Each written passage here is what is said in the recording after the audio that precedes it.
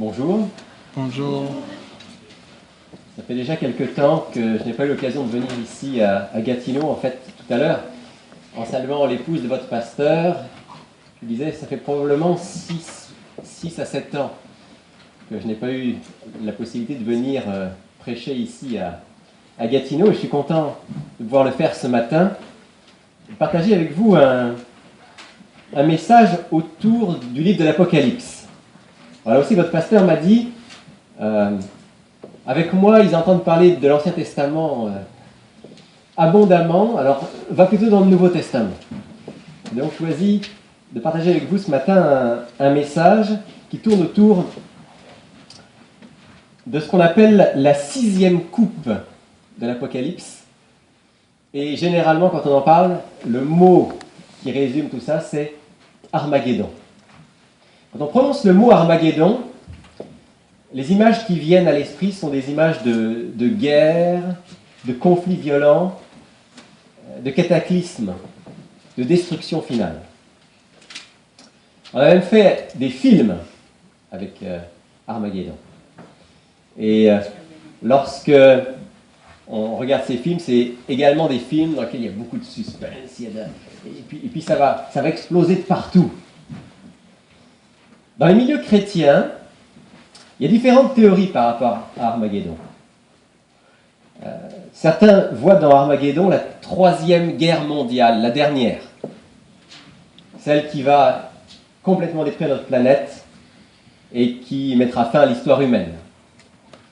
D'autres voient dans Armageddon un grand conflit qui aura lieu en terre d'Israël. Peut-être si vous vous intéressez à ce qui se dit dans les milieux chrétiens, beaucoup se focalisent sur ce qui se passe à l'heure actuelle en Palestine, en Israël, et pensent que là, il y aura un grand conflit qui pourrait être Armageddon. Alors, certains y rajoutent une invasion chinoise, par exemple, ou une invasion russe. En tout cas, ça doit venir de l'Est, parce qu'il est question dans le passage des fils de l'Orient.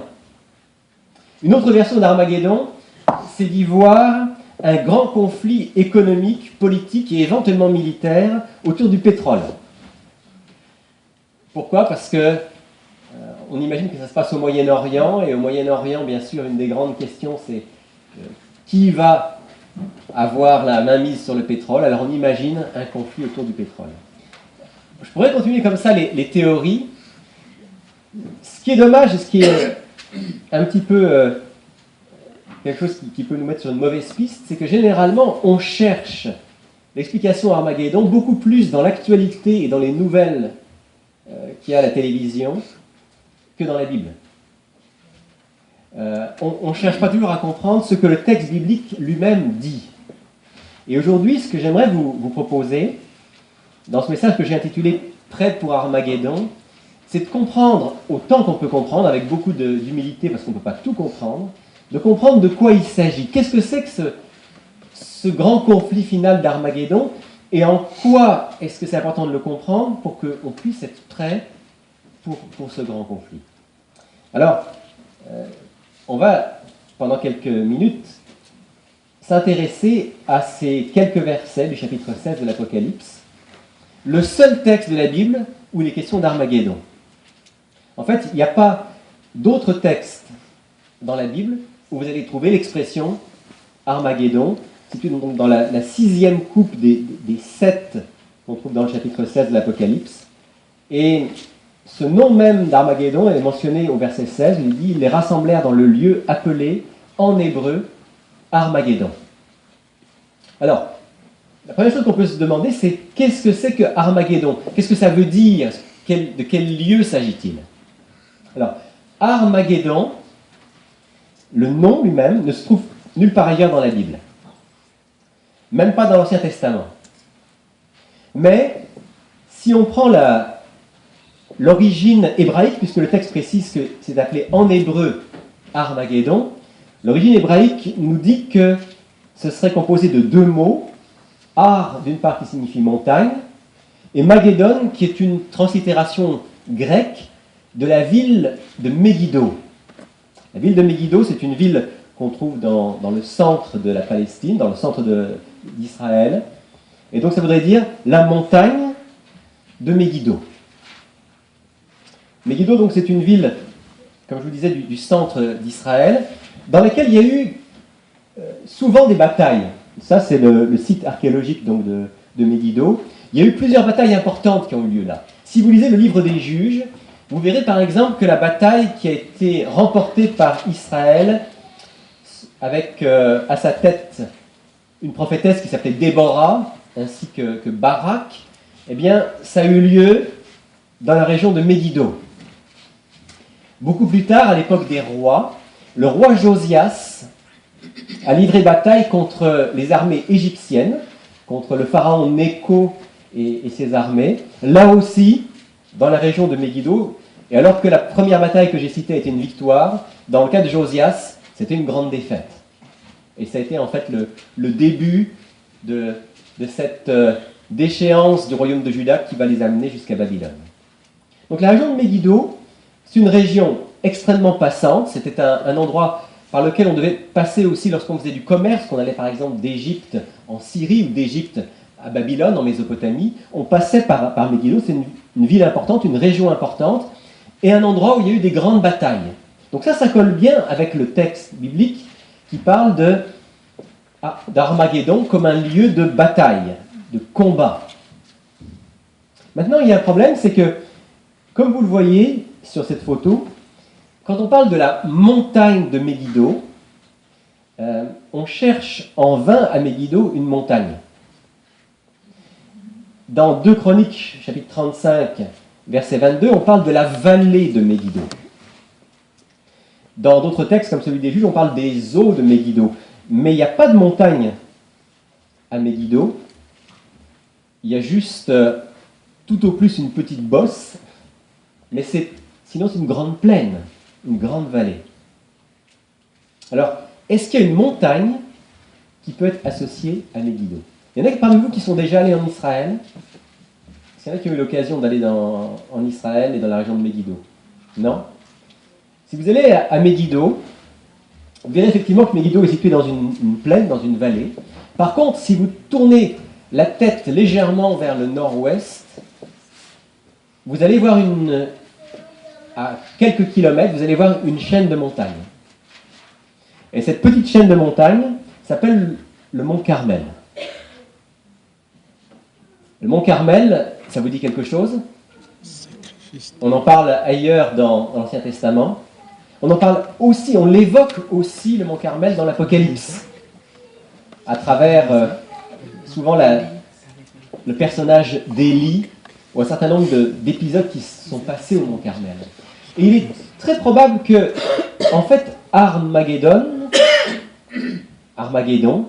montagne de Megiddo, que ce soit une manière d'évoquer cette montagne qui est toute proche de Megiddo, qui est associée en quelque sorte à Megiddo, et qui est le mont Carmel. Et sur le mont Carmel, il y a eu une bataille.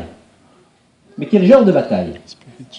Une bataille spirituelle entre, d'une part, Élie, le prophète de Dieu, et d'autre part, les nombreux prophètes de Baal et d'Astarté, qui chacun de leur côté ont prié pour que vienne la pluie, vous vous souvenez de l'épisode, en vain pour les prophètes de Baal, et avec finalement la réponse de Dieu dans le cas d'Élie. Donc, si Armageddon évoque la région de Megiddo, région de combat, région où il y a eu des grandes batailles, mais aussi le mont Carmel, alors ça nous met sur une piste qu'on va voir qui est confirmée par le reste du texte.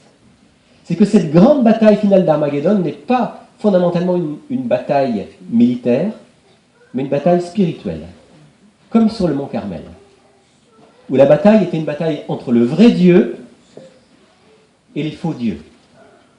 Une bataille finale, un combat spirituel dans lequel la victoire de Dieu s'est manifestée et ses adversaires ont été vaincus. Quand je vous dis que c'est confirmé par le reste du texte, si vous voulez, on va regarder un petit peu le reste du texte. Si vous avez toujours votre Bible avec vous, on est dans Apocalypse 16. Et le début de cette 6e coupe, au verset 12, ça commence par le 6e, il s'agit du 6e ange, versa sa coupe sur le grand fleuve, l'Euphrate. Le 6e ange versa sa coupe sur le grand fleuve, l'Euphrate.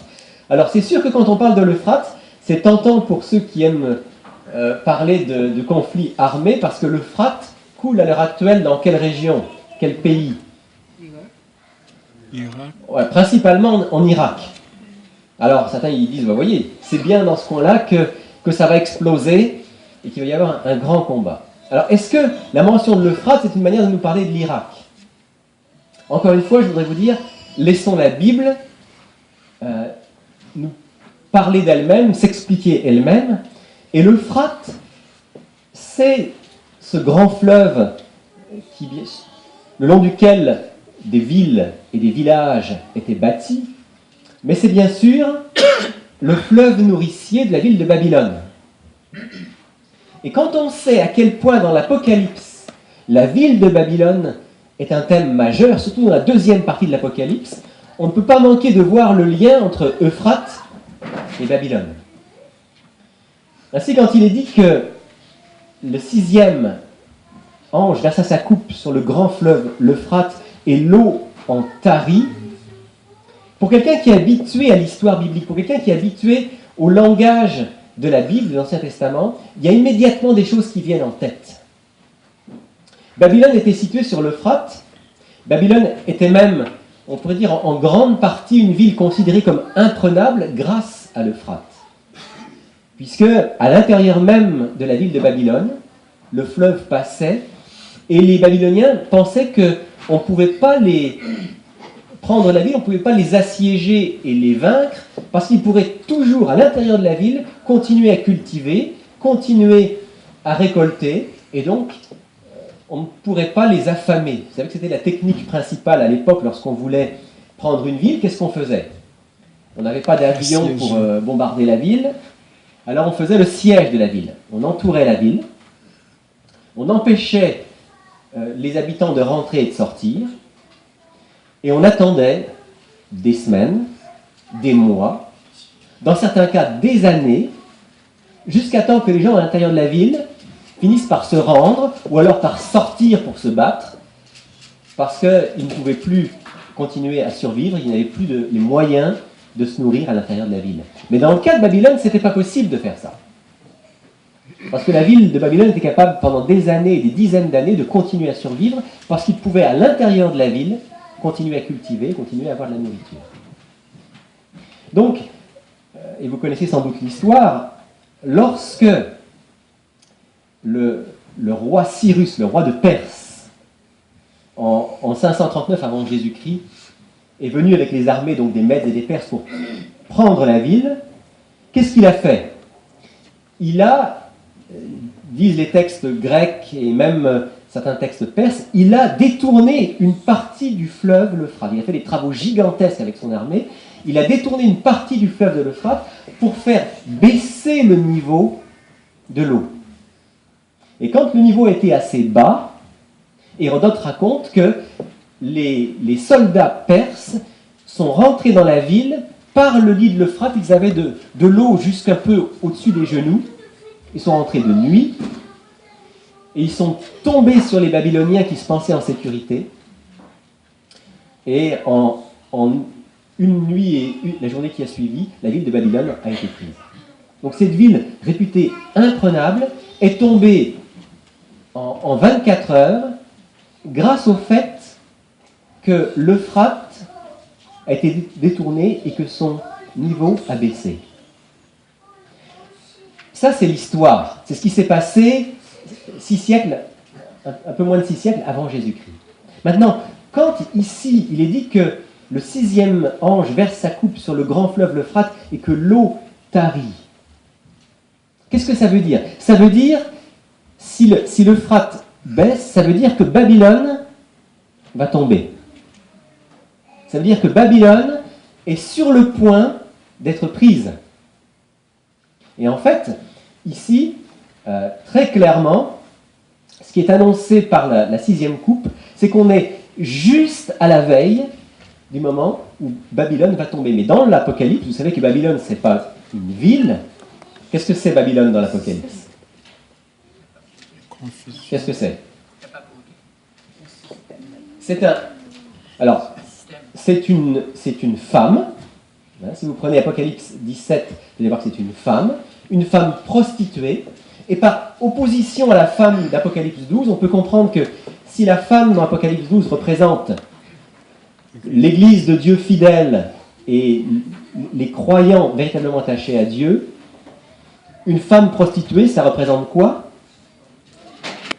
Ça représente une Église infidèle et ça représente un faux système religieux qui prétend adorer le vrai Dieu, qui prétend être attaché au Christ, mais qui en réalité est en opposition envers lui. Et ce grand système religieux qui est opposé à Dieu et qui détourne les fidèles du vrai Dieu, ce grand système-là, d'après l'Apocalypse, est sur le point de tomber. Il est sur le point de tomber parce que l'Euphrate tarit.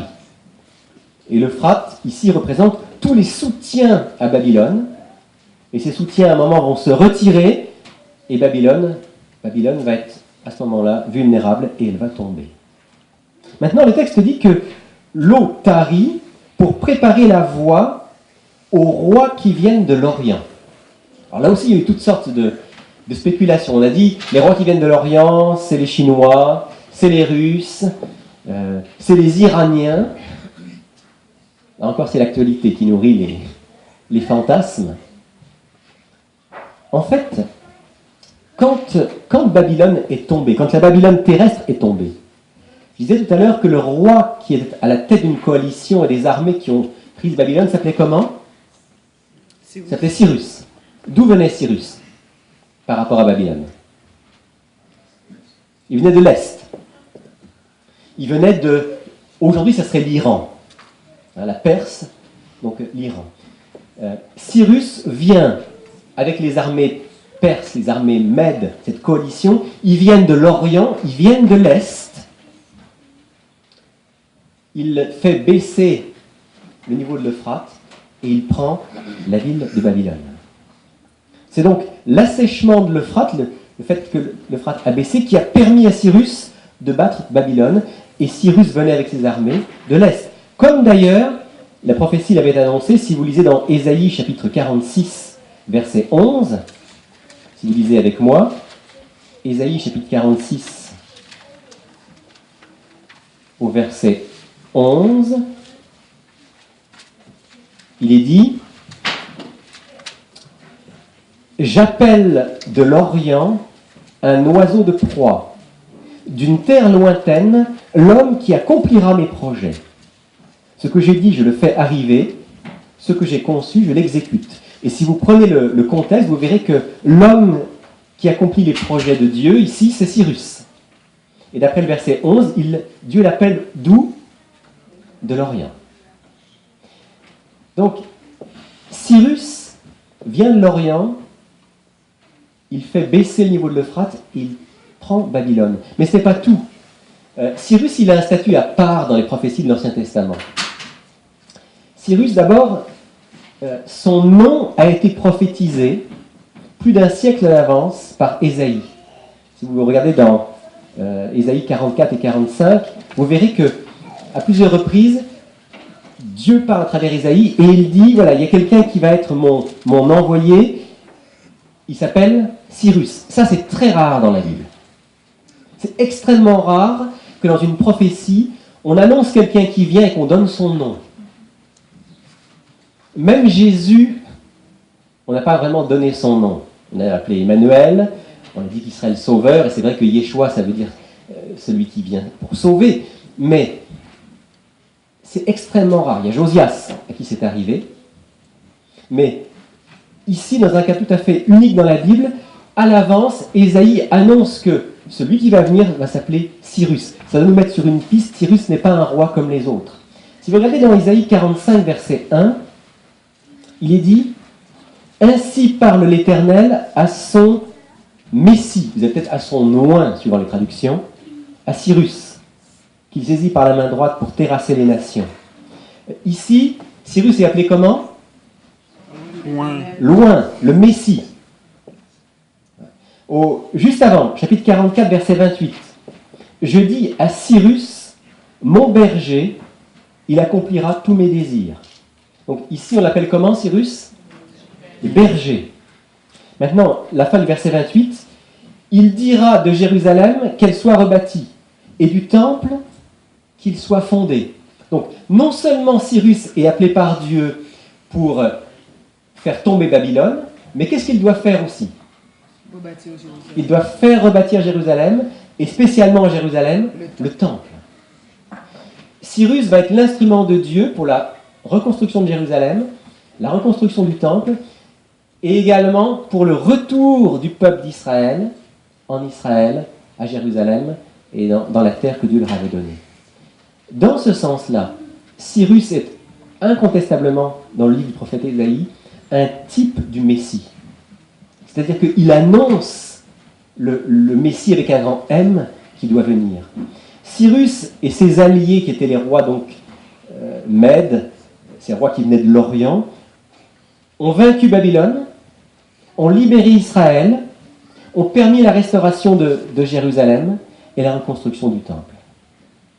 Maintenant, à la lumière de cela, je relis Apocalypse 16 qui dit « Le 6e ange versa sa coupe sur le grand fleuve l'Euphrate, et l'eau en tarit. » La Babylone spirituelle de l'Apocalypse va tomber pour préparer la voie aux rois qui viennent de l'Orient. Et si j'ai en tête ce qui s'est passé pour la Babylone terrestre, alors les rois qui viennent de l'Orient n'ont rien à voir ni avec les Chinois, ni avec les Russes, ni avec les Iraniens. Les rois qui viennent de l'Orient, c'est qui? C'est le Christ avec les armées célestes.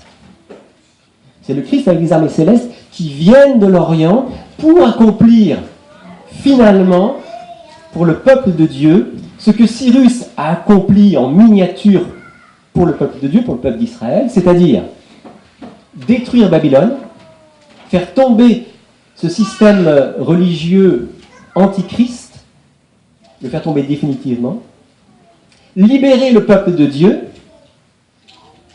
l'amener dans sa patrie, la nouvelle Jérusalem, dont parle l'Apocalypse, et lui permettre de vivre là où dit l'Apocalypse, il n'y aura plus de temple, parce que Dieu lui-même sera son temple, et l'agneau au milieu de la nouvelle Jérusalem seront le temple pour les croyants. Ainsi donc, lorsqu'on lit ce texte, non pas à la lumière de l'actualité, mais à la lumière de ce que dit la Bible, cette 6e coupe annonce la grande délivrance. Amen. La grande délivrance qui se prépare parce que Babylone va tomber, parce que le Messie vient avec les armées célestes, et il vient pour libérer son peuple. Et juste avant cette grande libération, qui va se matérialiser au moment d'Armageddon, alors au verset 13, et je reviens dans l'Apocalypse, ici chapitre 16, au verset 13, il est dit « Je vis sortir de la gueule du dragon, de la gueule de la bête et de la bouche du faux prophète, 3 esprits impurs, semblables à des grenouilles. Ce sont des esprits de démons qui opèrent des signes et qui s'en vont vers les rois de toute la terre, afin de les rassembler pour le combat du grand jour de Dieu, le Tout-Puissant. » Remarquez en passant ici que la fin du verset 14 nous disait déjà que Armageddon, c'était le combat du grand jour de Dieu, le Tout-Puissant. Donc il s'agit bien de ce dernier grand combat final où Dieu va obtenir la victoire. Et en vue de ce combat-là, eh bien, on nous dit qu'il y a 3 puissances ici, le dragon, la bête et le faux prophète, qui essayent de rassembler les humains. Et ils les rassemblent sur quelle base?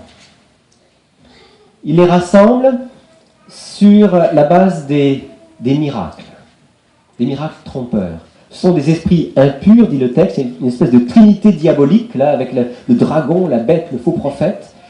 Ils rassemblent les hommes et ils les séduisent avec des signes, des miracles et des prodiges. Ce que nous annonce ici le texte de l'Apocalypse, c'est que les derniers temps dans lesquels nous vivons, et plus encore ceux qui sont devant nous, vont être des temps où Satan va, à grande échelle, manifester sa puissance miraculeuse pour chercher à tromper. Ça ne doit pas nous étonner parce que quand Jésus a donné les signes de la fin des temps, vous vous souvenez quand les apôtres ont posé la question, mais quels seront les signes de la fin? Quels seront les signes de destruction du temple. Pour eux, le temple détruit, c'était la fin du monde. Quels sont les signes qui vont nous montrer que la fin est arrivée? Jésus n'a pas commencé en disant « il y aura des grandes guerres », même s'il a dit qu'il y aurait des guerres. Jésus n'a pas dit « il y aura des tremblements de terre », même s'il a parlé des tremblements de terre. Jésus n'a pas dit « faites attention, il y aura des grandes famines », même s'il a prédit des famines. Qu'est-ce que Jésus a dit en tout premier? Et c'est significatif, les trois évangélistes qui nous rapportent ce discours de Jésus, Matthieu, Marc et Luc, commencent tous par la même phrase. Je le lis dans Matthieu 24, fin du verset 3 et verset 4. « Dis-nous quand cela arrivera-t-il, quel sera le signe de ton avènement et de la fin du monde ?» Jésus leur répondit, « Prenez garde que personne ne vous séduise. » Et si vous lisez dans Marc, c'est exactement la même chose, vous lisez dans Luc, c'est exactement la même chose. Première phrase de Jésus, « Prenez garde que personne ne vous séduise. » Et un peu plus loin, il va dire, « Les faux prophètes s'élèveront, ils séduiront beaucoup de gens. » Et encore un petit peu plus loin, il dira qu'il y aura des prodiges mensongers au point de séduire, s'il était possible, même les élus. Vous voyez, au moment où se passent les événements de la 6e coupe de l'Apocalypse, Satan a perdu, il sait qu'il a perdu. Et alors, dans un effort désespéré pour en emmener le plus grand nombre avec lui, Satan va produire toutes sortes de signes, de miracles. Et on va certainement voir de nos yeux, on l'a peut-être déjà vu, mais on va en voir beaucoup plus, on va voir de nos yeux des choses qu'on ne pourra pas nier, qui seront réelles, mais dont il faudra qu'on dise par la foi, ce sont des signes mensongers. Oui, les gens sont bel et bien guéris, mais c'est pour mieux les égarer et les détourner du Seigneur Jésus-Christ. Oui, il y a bien des choses prodigieuses qui se passent, mais ce n'est pas l'Esprit de Dieu qui est derrière. Dans les derniers temps, avec ce grand conflit final, en fait, il va se passer quelque chose de semblable au Carmel, sauf qu'il se pourrait bien que le feu qui tombe du ciel, à ce moment-là, ne soit pas comme au Carmel, le feu qui vient de Dieu, mais un feu trompeur qui vient de l'ennemi. Et qu'est-ce qui va nous permettre de distinguer entre les deux? Et de pouvoir dire, eh bien, ça vient de Dieu ou c'est une tromperie de l'ennemi. J'aimerais lire avec vous une ou deux citations que j'ai extraites d'un livre. Si je peux prendre ça à la main, ça sera plus simple. Qui s'appelle justement, en anglais, donc Armageddon à la porte. Et aussi ce que dit l'auteur. Les personnes sécularisées sont toutes prêtes à être trompées et séduites. Leurs croyances sont axées sur ce qui peut être vu, entendu, goûté, touché ou senti. Pour elles, la réalité repose sur ce que les 5 sens sont capables de percevoir. Mais les Écritures nous disent que dans les derniers temps, ceux qui se confient en leurs 5 sens seront trompés. L'Apocalypse dépeint le temps de la fin comme une bataille entre les Écritures et la perception, entre la réalité perçue par les 5 sens et la réalité ultime telle qu'elle est révélée par Dieu lui-même. Et Ellen White, dans le livre La tragédie des siècles, dit exactement la même chose. Elle dit ceci: pour couronner sa grande séduction, Satan lui-même se présentera comme le Christ. Le grand séducteur fera croire que le Christ est venu. Dans différentes régions du monde, il se manifestera lui-même parmi les hommes comme un être majestueux, d'un éclat éblouissant. Il ressemblera à la description du Fils de Dieu faite par l'apôtre Jean dans le livre de l'Apocalypse. Seuls ceux qui auront été des étudiants diligents des Écritures et qui auront reçu l'amour de la vérité seront préservés de la puissante séduction qui retiendra le monde captif. Alors, vous voyez, Armageddon d'après l'Apocalypse et d'après l'ensemble du message biblique, Armageddon, ce ne sera pas fondamentalement une bataille militaire, ni économique, ni politique. Armageddon, c'est ce dernier grand combat dans lequel chacun devra prendre position pour Dieu ou pour l'ennemi de Dieu. Et au cœur de cette bataille, il y aura d'un côté les miracles, d'un côté les prodiges mensongers, et de l'autre, les Écritures. De l'autre, la parole de Dieu. Et seuls ceux qui seront attachés à la Bible pourront finalement tenir bon face aux séductions de l'ennemi. En fait, pour être tout à fait juste, quand Armageddon va avoir lieu, les dés auront déjà été jetés. Dans le sens où, lorsque vous lisez l'Apocalypse 16, les 7 coupes, lorsque les 7 coupes commencent, chacun a déjà fait son choix. Les 7 coupes, si vous lisez bien, il n'y a personne qui se convertit pendant la période des 7 coupes. En fait, quelque chose qui revient régulièrement dans Apocalypse 16, c'est « les hommes ne se repentirent pas de leurs œuvres ». Quand les coupes tombent sur la terre, chacun a eu l'occasion de faire son choix. La bonne nouvelle a été prêchée dans le monde entier, chacun a fait son choix. Et à ce moment-là, la période des 7 coupes va seulement révéler qui est où, dans quel camp. La défaite de Satan est certaine, la victoire du Christ est certaine. La seule question importante à ce moment-là, c'est de quel côté serons-nous ? Sommes-nous prêts ? Serons-nous prêts pour Armageddon ? En d'autres termes, quel que soit le moment où ce grand conflit final aura lieu, conflit spirituel, ce qui importe, c'est pour nous maintenant de nous préparer parce que à ce moment-là, il sera trop tard. Au moment d'Armageddon, on ne passe plus d'un camp à l'autre. On a déjà choisi son camp. Alors il est inutile d'avoir peur d'Armageddon. Mais il est important dès maintenant de savoir quels sont les termes du grand combat et comment on peut être du côté des vainqueurs. C'est pas par hasard qu'au verset 15 du chapitre 16 de l'Apocalypse, il y a un verset que beaucoup de commentateurs ont pensé mal placé. Certains ont dit, mais ce verset 15, ça doit être une erreur. Qu'est-ce qu'il fait là ? Vous avez verset 12, l'Euphrate qui tarit, verset 13, le dragon, verset 14, les esprits de démons, verset 16, on l'a lu, le lieu appelé en hébreu Armageddon, puis au milieu, là, verset 15, voici, je viens comme un voleur, heureux celui qui veille et qui garde ses vêtements, afin qu'il ne marche pas nu et qu'on ne voit pas sa honte. En plein milieu de la description de ce qui se passe et du dernier grand combat, il y a une béatitude. Heureux celui qui veille, qui garde ses vêtements, qui ne marche pas nu. En fait, ce n'est pas une erreur. Jean n'a pas par erreur placé là ce verset. Les copistes ne sont pas trompés en recopiant. Ce verset-là, il est exactement à la place où il doit être, parce qu'il dit justement, juste avant de nous dire, voilà, ça c'est la dernière grande bataille, il dit, heureux celui qui veille, qui reste en communion avec le Père, parce que lui va être vainqueur au jour de la bataille d'Armageddon. Amen. Permettez-moi juste en terminant de lire avec vous encore une citation qui me semble de la plus haute importance. L'image biblique de la bataille d'Armageddon nous appelle tous à prendre nos responsabilités. Nos décisions et nos actions d'aujourd'hui comptent énormément dans la perspective des événements ultimes. Dans les petites batailles quotidiennes que nous avons avec nos pensées, nous nous préparons aux plus grandes batailles à venir.